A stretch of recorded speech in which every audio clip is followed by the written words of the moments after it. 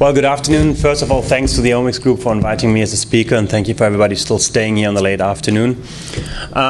So my background is actually more the structural biochemistry, but I have the pleasure of working with some excellent medicinal chemists, some fantastic pharmacologists, and actually a general really good scientific team at the Sanford-Burnham down in La Jolla. And we've been, as many other here in the group, been working on a fairly standard approach in drug design. You know, we do our mechanism of action studies, and we always stuck on this. We probably find an interesting target, but how does it exactly work? So, working through this, I'll be briefly talking about some of the background of mechanism of action studies. Most of you will be familiar with that. Then I'll be talking mostly about a slightly new way to look at it. It's putting the cart in front of the horse a little bit. And finally, I'll be showing how we actually employed this approach in finding a novel NNRTI, novel HIV inhibitor. So fairly recently, there was a nice review out in Nature Chem Biology where they talked about basically the target identification and the mechanism of action in chemical biology and drug discovery. And at the heart of this, they showed these schematics where, you know, you have your target-based approach, you have your phenotype-based approach. In both cases, you either already exactly know what you want to hit or you start fishing around. And we realized, or we actually, it was almost somewhat serendipitous, came across that, well, why don't we start on the compound? You know, we have some great medicinal chemists around. Sometimes they come up with a chemistry of a very new type of compound with or a new way to do something well established. And why don't we start looking where this can lead us? And we utilize this by looking at most of the FDA-approved drugs. There are some very common scaffolds employed in here. These are a selection of about 155 commonly found scaffolds in FDA-approved drugs. You can probably reduce this to some less. And there are some other articles out recently where they agree with some of our sentiments that you know, that many drugs actually have more than one bioactive role, or some analogues show quite different bioactive activities, or sometimes, you know, in quite different slight changes in the analog will actually lead you to quite a different target or a related target. But it's all compound-centric, so that's basically where we started. We started to think a little bit about projects in our lab and looking at them in a compound-centric way. So starting actually at a compound, and then using a range of technologies, we basically started to look at the compounds we have. Obviously, we know the chemists, some experiences. We know we have drug-like characteristics. We start with something which already has a good, you know, portfolio. We know the chemistry allows a high derivatization and generation of analogues. For our specific purposes, that the system is amenable to flow chemistry. And obviously, for, you know, everybody's interested in a novel composition of matter. So early on, we can actually already identify if we have a freedom to operate with our series of compounds. So using then our compounds, we started. You can use a 3D QSAR approach or search. We did obviously extensive database searches, and in the example I'll be presenting, that's exactly what led us on. You can have a Pharmacophore search against known targets and libraries, and obviously not last, and certainly not least, the medicinal experience of various medicinal chemists. I mean, I've been talking to chemists with decades of experience, and usually it goes, oh, I've seen that compound being used in a similar fashion 20 years ago, and you can learn a lot from that. So.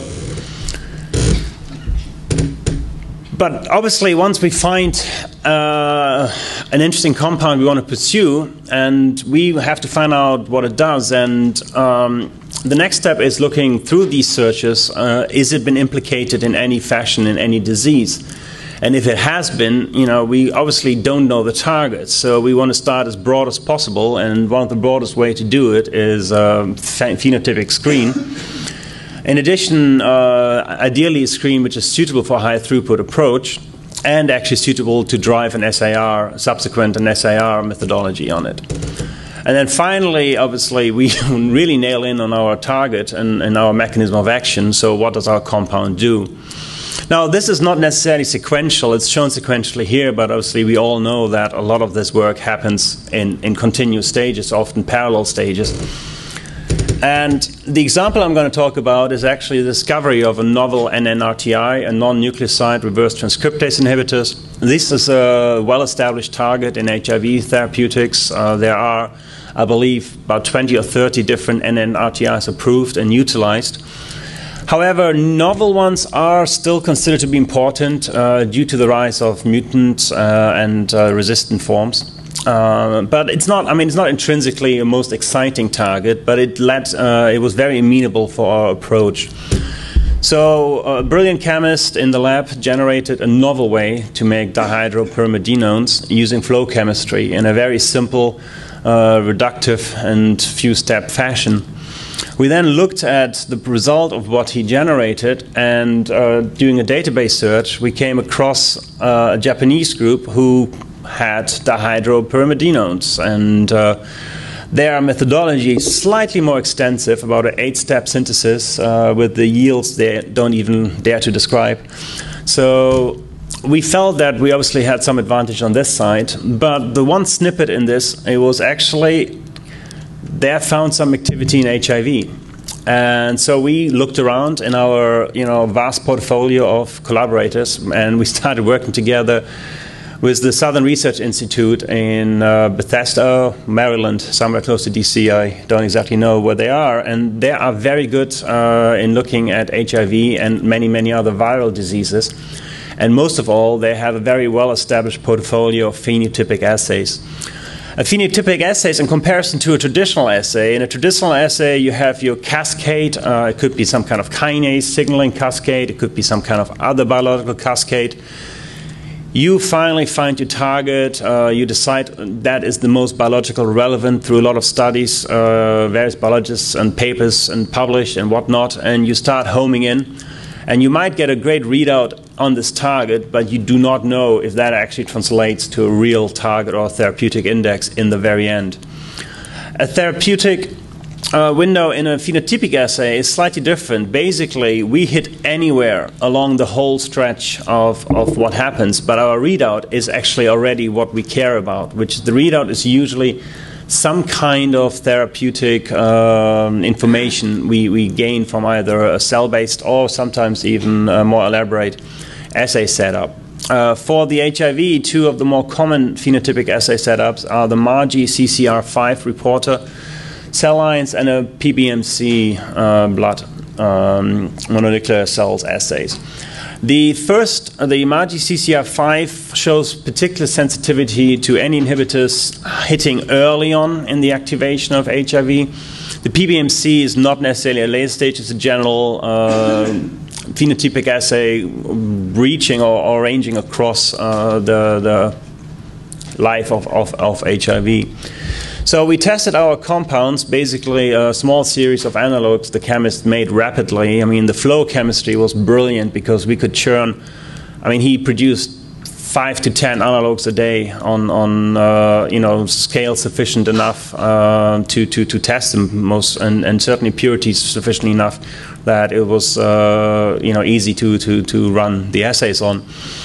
And what we noticed that we actually already at that stage had a hit where we hit a submicromolar activity on HIV in the MAGI CCR5 assay and in the PBMC blood assay. Now, this compared to nevirapine, we're only about 1 magnitude away from the activity of nevirapine, which is a therapeutically relevant NNRTI currently used. So that was quite comforting and certainly quite exciting for us. And so we decided to hone in a little bit. And at that point, we started looking, while the medicinal chemistry continued, we started looking, can we now start figuring out what we are hitting? Obviously, we didn't know it was an NNRTI inhibitor at that point. All we knew is that it hits HIV. So looking through all sorts of inhibitors known for HIV, I came across etravirine and repurposing, and noticed that there are some steric and some parent similarities, and this was confirmed by a general database search, where I did a steric alignment, and we found fairly close agreement between this general stericity or general structure. The dihydropyrimidinones in our hands seem to be able to attain to those inhibitors. But what we obviously realized is we have a racemate. We have two stereoisomers present, and we were intrigued as well if that actually makes a difference. So on the steric side, it didn't seem to make much of a difference. Both stereoisomers line fairly similar on the steric alignment. But if we look at a pharmacophore alignment, things change a little bit more.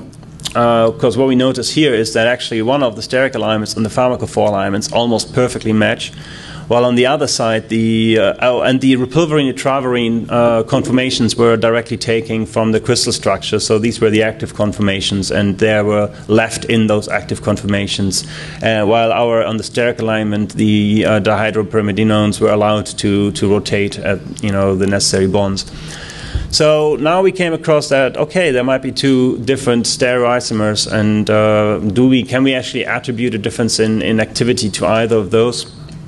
We moved on with some simple docking studies while we tried to figure out how to actually experimentally prove this. And looking at the bound form of repulverine, if we overlay our modeled docked structure of one of the R isomer, we get a nice score for one of the analogues we derived, while the S isoform certainly doesn't seem to remotely hit as good. You can tell, it's not that easy to see, but you can tell actually that the docking pose assumed agrees much more with the pharmacophore model than the actual steric alignment. So if we do the overall alignment, now then the chemist was able to separate the stereoisomers using a chiral column, and when we rerun the assays, we actually found that only one of those is active, while the other ones is entirely dead. So we certainly helped, and it started to agree more and more. The pieces came together that we did have an NNRTI. The nail in the coffin was effectively when we did a biochemical assays. We finally found a collaborator to do basically a biochemical reverse transcriptase assays, and we could find clear indication that we inhibited the protein there. Meanwhile, the chemist produced more analogues, and we started our potency certainly improved quite considerably. Now we are in the low nanomolar range, or mid to low nanomolar range. We happen to see a slight toxicity issues arising, but again, these are just the common problems you find in medicinal chemistry undertakings or drug discovery undertakings. More interesting, though, at some point we started to know that we consistently get in the submicromolar range with our analogues, and we certainly can get to compounds which are potent and have very low toxicity. I just realized earlier there was an oversight. The actual number for this analog is considerably better than 300 nanomolar. It escapes me right now what it was, but I think it was around about the 10 nanomolar range finally. So very comparable at this point with nevirapine. Then we started looking at another round of compounds, and we started testing it against some of the mutant forms out of interest. The idea was actually if their activity got knocked out, that might actually confirm as well. This happened in parallel with some of the other work, might confirm the activity on the reverse transcriptase of HIV. But to our surprise and delight, in a way, we found that we actually get some mild activity on some of the mutant forms. Now, these obviously nothing to write a letter home about. A 6 micromolar compound is not going to compare with a 8 picomolar known inhibitor. But pursuing more traditional drug discovery efforts, we're hoping to be able to maybe drive these down and actually bring these into a range where we not only have very potent compounds, but diverse enough to hit many of the mutant forms. Some of the advantages we noticed when we did a detailed structural analysis was that we seem to get a lot more backbone interactions with our compounds than side chain interactions, as often found in some of the other inhibitors routinely knocked out by mutant forms. So we're hoping to maybe utilize these and build up a portfolio of better compounds than this. We certainly tested our drug-like properties. We got very reasonable values with respect to stability and microsomal stability. We ran some very rough and rudimentary PK values, and we have an acceptable half-life at the moment in the blood of approximately 4 hours. So it's, again, these are early stages in a very early phase. But the exciting part, this entire program was effectively pulled off in about a 6-month stint. And this included the generation of about 100 compounds in a very, very short time by one chemist and a flow chemistry system. So finally, I want to just basically talk about that we've been able to have a proof of concept using a compound-centric approach in generating an active NNRTI HIV inhibitor. We've been able to utilize and combine common, nothing entirely new in any of these systems. We have obviously standard SR, we have flow chemistry, we use phenotypic assays and computational approaches, but all of these combined and run in parallel actually really facilitated and allowed us to rapidly develop new compounds. We currently have a lead which is as good as nevirapine in every possible way we can look at. It actually seems to have some better stability issues, and we hope it might have less side effects than nevirapine. Obviously, we don't know that.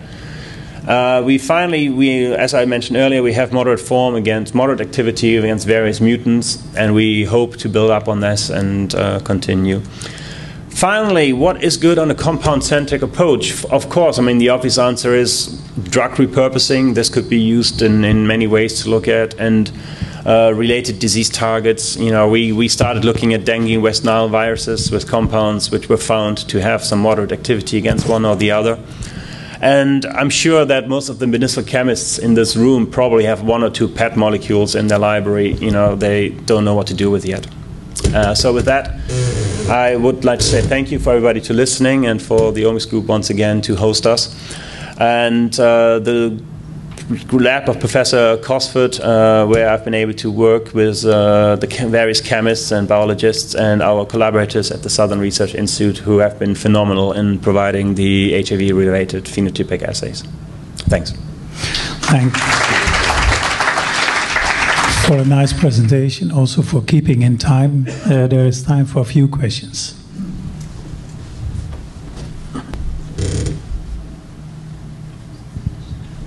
Thank you for an interesting presentation. About the flow reaction, the Biginelli multi-component reaction that you used there. I think that I'm aware that 5 years ago or so, the group from Oliver Koppe in Austria also did this type of work, also with flow chemistry, and they used, I think, thiourea as one of the inputs, and also came up with HIV active molecules. Did you try thiourea derivatives as well? I didn't, since the chemist, I'm not the chemist actually who executed that particular part of their work. I don't think Nick did use thiourea in one of the reactions, and obviously the fact that other use similar compounds with some activity in HIV, just like basically proves the point that it was, would have been of interest or was of interest to look around this way.